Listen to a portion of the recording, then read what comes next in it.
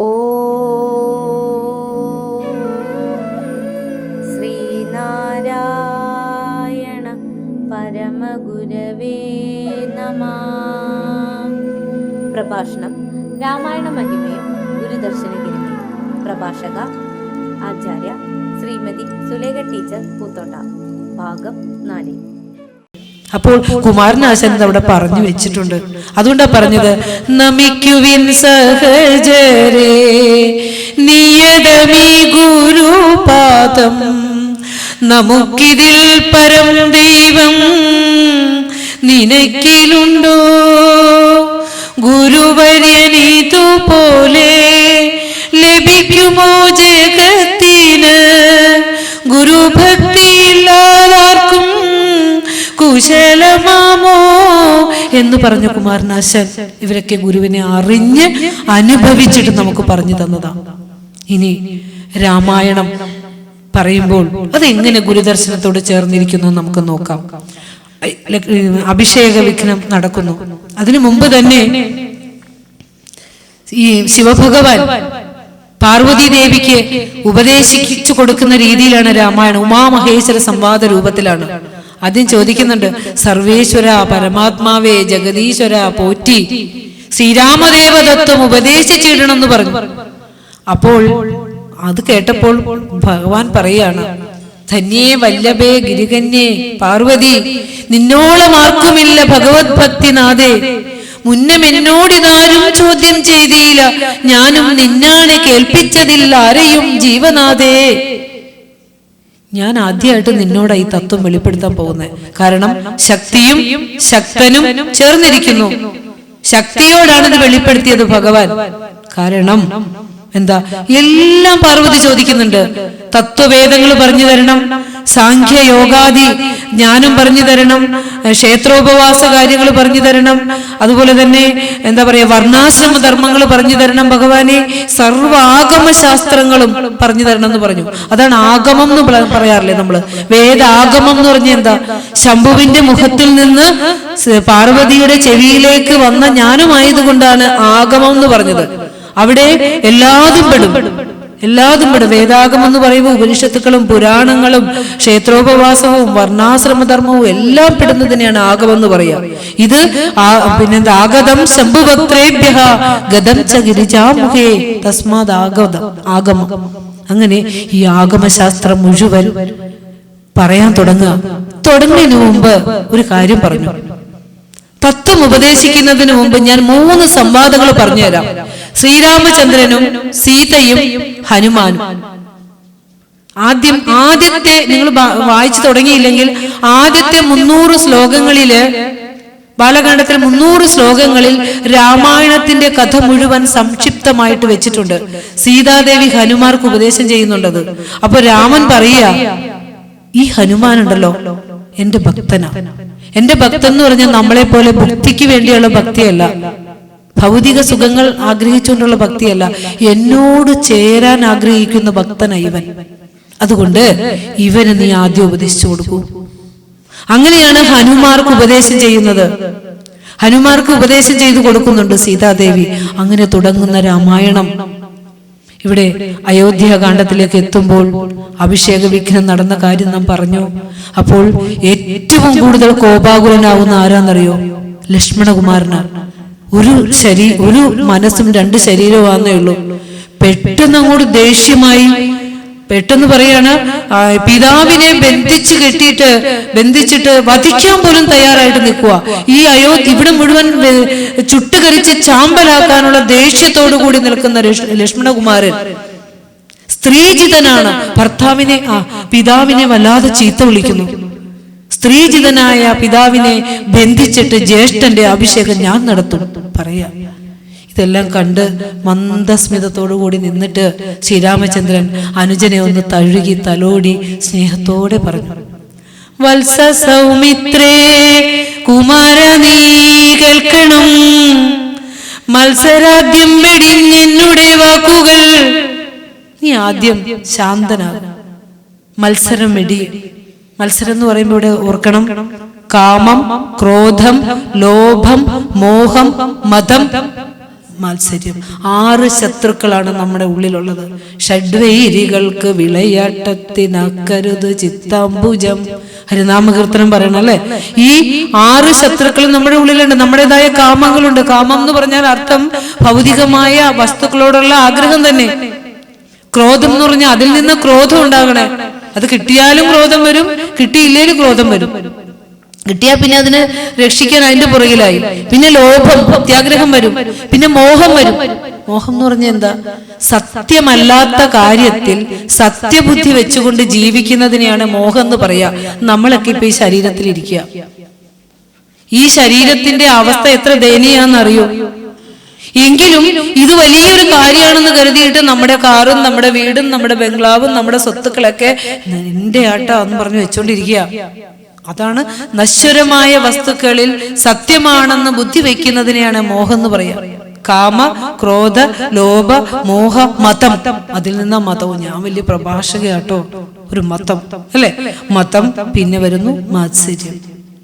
അപ്പൊ ആദ്യം നീ ഇതൊക്കെ ഒന്ന് ഒഴിവാക്കി. ഞാൻ പറയട്ടെ നിന്നോട്, നീ ആദ്യം ഒഴിവാക്കി. എനിക്കറിയാം നിന്നോടുള്ള സ്നേഹം കൊണ്ടാണ് നീ ഇതൊക്കെ പറയണത്, എങ്കിലും നീ ഇത് ഒഴിവാക്കൂ എന്ന് പറയാ. ഇവിടെ ലക്ഷ്മണകുമാരനോട് മത്സരം ഒഴിവാക്കാൻ പറയുമ്പോൾ ഇന്ന് ഈ ലോകം ആലോചിച്ച് നോക്കൂ. TV ഒന്ന് ഇവിടെ എപ്പോഴും ഒരാള് TV വെക്കുമ്പോ ശരിക്കും പറഞ്ഞു കഴിഞ്ഞാൽ രാജ്യങ്ങൾ കത്തി അമരുന്ന കാഴ്ച കാണുമ്പോൾ ഞാൻ പറയും ഇത് എപ്പോഴും വയ്ക്കല്ലേ. കാരണം എന്താന്ന് വെച്ചാല് ലോകം അറിഞ്ഞ് ജീവിക്കാൻ പറയും. കാരണം മതം, അഹങ്കാരവും മത്സരവും കൊണ്ട് ലോകരാജ്യങ്ങൾ കത്തിയെരിഞ്ഞുകൊണ്ടിരിക്കുക. ജാതി മതഭേദങ്ങൾ പറഞ്ഞുകൊണ്ട് പരസ്പരം വേറിട്ട് നിന്നുകൊണ്ട് പോരാടി മരിച്ചുകൊണ്ടിരിക്കുന്ന ജനവിഭാഗം. ആലോചിച്ച് നോക്കൂ. ഇവിടെ രാമായണം പോലെയുള്ള പുണ്യഗ്രന്ഥങ്ങൾ പറയുകയാണ് മത്സരം ഉപേക്ഷിക്കണം എന്ന് പറയാ.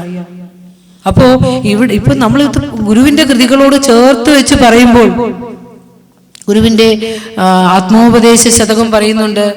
അതുപോലെ തന്നെ ഗുരുവിന്റെ സദാശിവ ദർശനം പറയുന്നുണ്ട്. അതിനകത്ത് ഗുരു പറയുന്നുണ്ട്, അരം തിളച്ചു പൊങ്ങും ആടലാഴി നീന്തിയേറിയക്കരെ കടന്നു കണ്ടപോതൊഴിഞ്ഞഴിഞ്ഞു നിന്ന നീ. സദാശിവ ദർശനം എന്ന് പറഞ്ഞ കൃതിയിട്ട ഗുരുവിന്റെ വായിച്ചിട്ടുണ്ടോ? ഇല്ല അല്ലേ? ദൈവമേ നിനയ്ക്ക നീയും ഞാനും ഒന്നു തന്നെയെന്നു കൈവരുന്നതിന്നിതെന്നി അടിയനില്ല കാംക്ഷിതം. ശൈവമൊന്നൊഴിഞ്ഞു മറ്റുമുള്ളതൊക്കെ അങ്ങുമിങ്ങുമായി വലഞ്ഞുഴന്നിടുന്ന വഴിയതും നിനയ്ക്കിൽ നീ. ഇത് രസമെന്നറിയോ ഗുരുദേവകൃതി? ശനീരുയർന്നുയർന്നു വന്നു നിന്നു കൊന്നു തിന്നിടും ദിനം ദിനം ദിനേശനെന്തുവെന്നു രണ്ടു കന്തുകം. മനോഹരമായിട്ട് നമ്മളിങ്ങനെ പാടിപ്പാടിയിരുന്നു പോകും. എന്നിട്ട് ഗുരു പറയാ, അരം തിളച്ചു പൊങ്ങും ആടലാഴിയാണ് ഈ പ്രപഞ്ചം. പരസ്പര വിദ്വേഷം കൊണ്ടുള്ള ശത്രുത തിളച്ചു മറിയുന്ന ഈ പ്രപഞ്ച ജീവിതത്തെ ഒന്ന് തരണം ചെയ്യണം. അപ്പോൾ മാത്രമേ നമുക്ക് ഈശ്വരനിലേക്ക് എത്താൻ സാധ്യമാകുള്ളൂ എന്ന് പറയുന്നുണ്ട്. അപ്പോ ഇവിടെ ഈ കുടുംബങ്ങൾ തമ്മിലാണെങ്കിലും വ്യക്തികൾ തമ്മിലാണെങ്കിലും രാജ്യങ്ങൾ തമ്മിലാണെങ്കിലും സമുദായങ്ങൾ തമ്മിലാണെങ്കിലും ഒക്കെ പരസ്പരമുള്ള സ്പർദ്ധ ഒഴിവാക്കാൻ ഗുരു നമ്മളോട് പറഞ്ഞു തരുന്നുണ്ട്. ഇനി സംശയമുണ്ടെങ്കിൽ ഇപ്പോ നമ്മള് ഒരു 1000 വർഷമോ 2000 വർഷം ഇനി എത്ര വർഷം കഴിയുമെന്ന് നമുക്കറിയില്ല. ഗുരുവിന്റെ കൃതികളിലേക്ക് ജനങ്ങൾ വരാം. ഒരു കാര്യം സത്യം പറയാം, സർവമത സമ്മേളനത്തിന് ശേഷം ഗുരു പറഞ്ഞൊരു വാക്കുണ്ട്, എല്ലാവരും എല്ലാ മതങ്ങളും സമബുദ്ധിയോടെയും സമഭക്തിയോടെയും പഠിക്കണം എന്ന് പറഞ്ഞിട്ട് ഗുരു പറയാണ്, എല്ലാ മതങ്ങളും പറയുന്നത് മനുഷ്യനെ ശാന്തതയിലേക്കും സ്വസ്ഥതയിലേക്കും എത്തിക്കാനുള്ള സത്യത്തെ കുറിച്ചാണ് എന്ന് ഗുരു പറഞ്ഞു തന്നിട്ടുണ്ട്. അതുകൊണ്ട് ആദ്യം മാതൃക വെച്ച ഗുരു നാം സ്ഥാപിക്കുന്ന ധർമ്മസംഘത്തിൽ എല്ലാ മതങ്ങളും പഠിപ്പിക്കാൻ വ്യവസ്ഥ ചെയ്യുന്നു എന്ന് പ്രാക്ടിക്കലാക്കി കാണിച്ചു കൊടുത്തുകൊണ്ടാണ് ഗുരു പറഞ്ഞത്, വെറുതെ പറഞ്ഞല്ല. ഇന്ന് ലോകം നേരിടുന്ന ഈ വെല്ലുവിളിക്ക് അവസാനമുണ്ടാകണമെങ്കിൽ ഈ ഗുരുവിന്റെ വാക്കുകൾ സ്വീകരിച്ചാൽ അല്ലാതെ സാധ്യമല്ല എന്നുള്ളത് സത്യമാണ്, പരമസത്യമാണ്. ഒരു കൊച്ചു മൂലയിൽ ഇരുന്ന് പറഞ്ഞതല്ല ഇത്. ഒരു പരമ്പൊരുൾ അവതരിച്ചിട്ട് ഈ ലോകത്തിന്റെ അവസ്ഥ ഇങ്ങനെയാണ്. ഗുരു പറഞ്ഞു, പൊരുതു പൊരുതു ജയിപ്പതസാധ്യം ഒന്നിനോടൊന്നും ഒരു മതവും പൊരുതാലൊടുങ്ങുവീല. പല മതവാദിയിതോർത്തിടാതെ പാഴേ പൊരുതി പൊലിഞ്ഞിടുമെന്ന ബുദ്ധി വേണം. എന്താ ഗുരു പറഞ്ഞേ? 44 മുതൽ 49 വരെ ആത്മോപദേശ ശതകത്തിലെ ശ്ലോകങ്ങൾ കോട്ട് ചെയ്ത് വെച്ചോ. നമ്മുടെ മക്കൾക്ക് വരും തലമുറക്ക് പഠിപ്പിച്ചു കൊടുക്കുക. ഇവിടെ കുഞ്ഞുമക്കളൊന്നും ഇല്ല. 60 വയസ്സോ 50 വയസ്സോ കഴിഞ്ഞല്ല. അവനവന്റെ സ്വരൂപത്തെ, അവനവന്റെ ഉള്ളിലുള്ള ആത്മചൈതന്യത്തെ പരിചയപ്പെടുത്തി കൊടുക്കേണ്ടത് ചെറിയ കുട്ടിയായിരിക്കുമ്പോഴാണ്. അപ്പോൾ അതറിഞ്ഞു വളരുന്ന ഒരു കുട്ടി ഒരിക്കലും സമൂഹത്തിലെ തിന്മയിലേക്ക് കടന്നു പോകില്ല. അതുകൊണ്ടാണ് ചെറിയ പ്രായത്തിൽ ആധ്യാത്മികമായ അധിഷ്ഠാനമുള്ളവരാക്കി മക്കളെ വളർത്തണമെന്ന് പറയുന്നത്.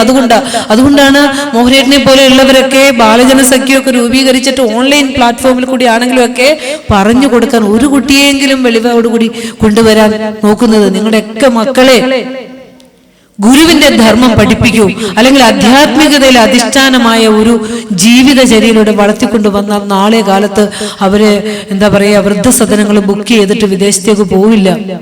എവിടെയൊക്കെ കിടന്നാലും അമ്മയെ അച്ഛാന്ന് പറഞ്ഞൊരു വിളി ഉണ്ടാവും. അപ്പോ ചെറിയ പ്രായത്തിൽ കുറെ കഴിഞ്ഞിട്ട് നമ്മൾ പറഞ്ഞിട്ട് കാര്യമില്ല. അവർ വളർന്നു വലുതായതിനു ശേഷം നമ്മൾ എനിക്ക് അന്ന് അങ്ങനെ പഠിപ്പിക്കാമായിരുന്നു ഭഗവാനെ എന്ന് വിചാരിച്ചാൽ കാലം കടന്നുപോ. അവർ വരില്ല, ഒരു സത്സംഗത്തിലേക്കും വരില്ല. ഇന്നിപ്പോ കുറച്ച് കുഞ്ഞുമക്കളെ ഇതിൻ്റെ ഇടയിൽ ഇരുത്തിയിട്ടില്ലേ? ആ അമ്മമാര് ഗ്രേറ്റ് ആണ്. ആ അമ്മമാര് വിളിച്ചാൽ ആ കുഞ്ഞുങ്ങൾ വരുന്നുണ്ടെങ്കിൽ ഉണ്ടല്ലോ, ജീവിതകാലം മുഴുവൻ ആ കുഞ്ഞുങ്ങൾ അമ്മമാരോടൊപ്പം ഉണ്ടാവും. സംശയമില്ല. നമുക്ക് എന്തെങ്കിലും ഒരു കാര്യം നമ്മുടെ മക്കളെ പറഞ്ഞ് മനസ്സിലാക്കിപ്പിക്കാൻ സാധിക്കുന്നുണ്ടോ? പോരായ്മ നമ്മുടെ തന്നെയാ. മക്കളുടെ തെറ്റ് നമ്മുടെ പോരായ്മ തന്നെയാണ്. നമ്മൾ വളർത്തിയതിൽ എവിടെയോ പാകപ്പിഴകൾ സംഭവിച്ചിട്ടുണ്ട്. അതുകൊണ്ടാണ് നമ്മളുടെ പാതയിലൂടെ കുഞ്ഞുമക്കൾ വരാത്തത്. അപ്പോ ഇവിടെ ഗുരുവിന്റെ വാക്കുകൾ ആത്മോപദേശ ശതകത്തിൽ 44 മുതൽ 49 വരെയുള്ള ശ്ലോകങ്ങള് ഈ മതമീമാംസ എന്നറിയപ്പെടുന്നു. അപ്പോ പൊരുതു ജയിപ്പത് അസാധ്യം എന്ന് പറഞ്ഞ എന്താ? മത്സരിച്ചോളൂ, ആരും ഇവിടെ ജയിക്കില്ല. ഒരു മതം സ്ഥാപിക്കാൻ വേണ്ടിയും ഒരാളും ഇവിടെ പൊരുതണ്ട. വേണേ പൊരുതിക്കോ, പൊരുതി പൊലിഞ്ഞു പോകും. ഒരു മതവും പൊരുതാലൊടുങ്ങുകയില്ല. പൊരുതിയാൽ ഒരു മതവും ഇവിടെ സ്ഥാപിക്കാൻ പോകുന്നില്ല. മറിച്ച് പൊരുതുന്നവൻ പൊലിഞ്ഞു പോകും. അല്ലേ? ഇതൊക്കെ വെറുതെ നിങ്ങൾ എഴുതി വെച്ചിട്ട് കണ്ടോ? ഈ യുദ്ധം നടക്കുന്നിടത്തൊക്കെ വെറുതെ ഒന്ന് നോക്കി, ഇവരൊക്കെ നന്നായിട്ടാണോ ജീവിക്കാൻ പോകുന്നത്? അല്ല, അതൊക്കെ ശരിക്കും അറിഞ്ഞുകൊണ്ട് തന്നെ നമ്മൾ ജീവിക്കേണ്ടിയിരിക്കുന്നു. ടോപ്പിക് അറിഞ്ഞു പോയില്ലെങ്കിൽ പിന്നെ കാട് കയറി പോയാൽ നമ്മുടെ പോഷണം ഒട്ടും തീരില്ല. അതുപോലെ തന്നെ ലക്ഷ്മണകുമാരനോട് ഈ ലോക ജീവിതത്തിന്റെ നശ്വരതയെ കുറിച്ച് ഓരോന്ന് പറഞ്ഞു കൊടുക്കുന്നുണ്ട്. അപ്പൊ ഗുരുദേവൻ മതമത്സരാദികൾ ഒഴിവാക്കാൻ പറയുന്നുണ്ട്. ഷൺമുഖ ദശകം പോലെയുള്ള കൃതിയിൽ ഗുരു പറയുന്നുണ്ട്, കാമം മുൻപായി മുളയ്ക്കും കളമുളകളറുത്തുൾനില തൻപു വിത്തിട്ടി മദ്ഭക്തിപ്പൊടിപ്പിൻ പയർ കതിർ വരുമാറാകണേ താരകാരേ. എനിക്ക് ശരിക്കും സങ്കടം വരും കേട്ടോ. കാരണം എന്താന്ന് വെച്ചാൽ ഗുരുദേവ കൃതികൾ ചൊല്ലുമ്പോ എല്ലാവരും ഒരു വരി കേട്ടാ ഇങ്ങനെ ഏറ്റു ചൊല്ലുമായിരുന്നു. അപ്പൊ നിങ്ങളുടെ നാവുകളൊന്നും അനങ്ങാതെ വരുമ്പോൾ ഒരു വിഷമമൊക്കെ ഉണ്ട്. അപ്പോ ഇവിടെ പറയാ, കാമം മുൻപായി മുളയ്ക്കും കളമുളകൾ അറുക്കണോ. നമ്മുടെ ഉള്ളിൽ വളരുന്ന കാമക്രോധാദികളാകുന്ന കളമുളകളെ പറിച്ചു കളഞ്ഞിട്ട് അവിടെ അൻപിന്റെ വിത്തിടണം. കാരുണ്യത്തിന്റെ വിത്തിടണം. കരുണയുള്ള മനസ്സിലെ ഭക്തി ഉണ്ടാവും. നമ്മൾ രാമൻ എങ്ങനെ ആരാധ്യനായത്? രാവണനെല്ലാം ഉണ്ടായിട്ടും എങ്ങനെ പരാജയപ്പെട്ടു പോയത്? കരുണയില്ല. അതാ ഗുരു അനുകമ്പയാണ്. ഗുരു എന്ത് അവതാര സ്വരൂപനാണെന്ന് ചോദിച്ചാൽ അനുകമ്പ ഒരു ശരീരം കൊണ്ട് വന്നവനാണ്. പരബ്രഹ്മ ശരീരം സ്വീകരിച്ച് വന്നതാണ്, അനുകമ്പ ശരീരം സ്വീകരിച്ച് വന്നതാണ് ഗുരു. അപ്പോ അവിടെ പറയാണ്, അനുകമ്പയുള്ള മനസ്സിൽ മാത്രമേ ഭക്തി വരൂ. ഈ ഭക്തി മാത്രമേ നമ്മുടെ ഈശ്വരനിലേക്ക് എത്തിക്കൂ. നമ്മൾ ഭക്തരല്ല കേട്ടോ. അമ്പലത്തിൽ പോയി കുറി തൊട്ട് രുദ്രാക്ഷം ഇട്ട് പുഷ്പാഞ്ജലി കഴിച്ച് ഹോമവും മന്ത്രവും ഒക്കെ നടത്തുന്നവൻ ഭക്തനാണോ? അല്ല. ഭക്തൻ ആരാന്ന് ദർശനമാരെ നല്ല ഭംഗിയായിട്ട് പറഞ്ഞു തന്നിട്ടുണ്ട് ഗുരു. ആരാ ഭക്തൻ എന്നറിയോ? ചന്ദനക്കുറി തൊട്ടിരിക്കുന്നവനാണോ ഭക്തൻ? അല്ല. ദർശനമാല ഭക്തി ദർശനം 3-4 ശ്ലോകമാണ്. എടുത്ത് വായിച്ചു നോക്കൂ. ആനന്ദോഹമഹം ബ്രഹ്മാഹമസ്മീതി രൂപതഃ ഭാവനാ സതതം യസ്യ സഭക്തൈരി വിസ്രുതഃ. ഞാൻ ദുഃഖമല്ല, ഞാൻ ആനന്ദമാണ്. ദുഃഖം എന്റെ മനസ്സിന്റെ തലത്തിലാ. മനസ്സ് ഞാൻ ജന്മാന്തരങ്ങളായി ആർജിച്ചു കൊണ്ടുവന്ന കർമ്മവാസനകൾ ഇരിക്കുന്ന സ്ഥല മനസ്സ്. അതിന്റെ അപ്പുറം ടീച്ചർ പറഞ്ഞതൊന്നും മനസ്സിലായില്ല എന്ന് പറയരുത്. കാരണം ഇത് മനസ്സിലാക്കിയാലേ നമ്മുടെ ഈ ജന്മത്തിന് അറുതി വരും. ഇംഗ്ലീഷ് ക്ലാസ്സില് ഇംഗ്ലീഷ് മനസ്സിലായില്ല എന്ന് കരുതി മലയാളത്തിൽ പഠിപ്പിച്ചാലോ പിന്നെ ഒരു കാലത്ത് ഇംഗ്ലീഷ് മനസ്സിലാവും ഇല്ല. അപ്പോ അതുകൊണ്ട് ഇത്തിരി വേദാന്തം നമ്മുടെ ജീവിതത്തെ സംബന്ധിച്ചതാകുമ്പോൾ ഒന്ന് ശ്രദ്ധിക്കുക. നമ്മുടെ മനസ്സ് ജന്മാന്തരങ്ങളായി നമ്മൾ കൊണ്ടുവന്നതാണ്. അത് കർമ്മവാസനകളുടെ ഒരു കർമ്മക്കെട്ട.